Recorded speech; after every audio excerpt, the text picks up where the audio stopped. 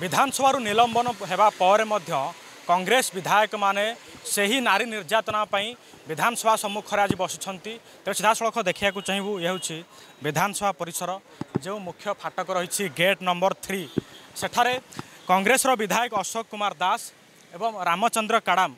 दुई जन विधायक आसी गेट सम्मुखें बसिंट एवं सही नारी सुरक्षा प्रसंग आज से बसुँच पूर्वर आपण मैंने देखिथे विधानसभा आरंभरू ही से गोटे केवल नारा नहीं बसुँच जे महिला को सुरक्षा नारी सुरक्षा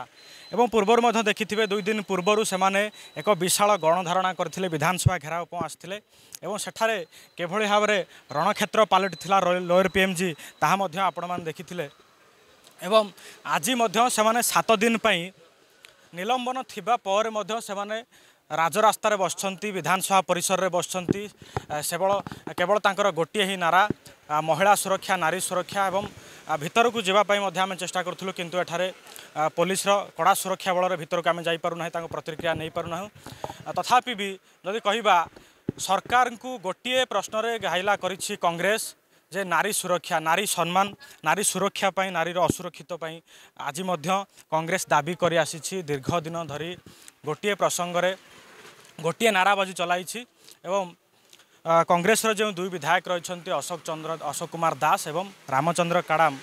2 जन को वर्तमान सीधा सड़क देखिपे गेट नंबर 3 सम्मुखें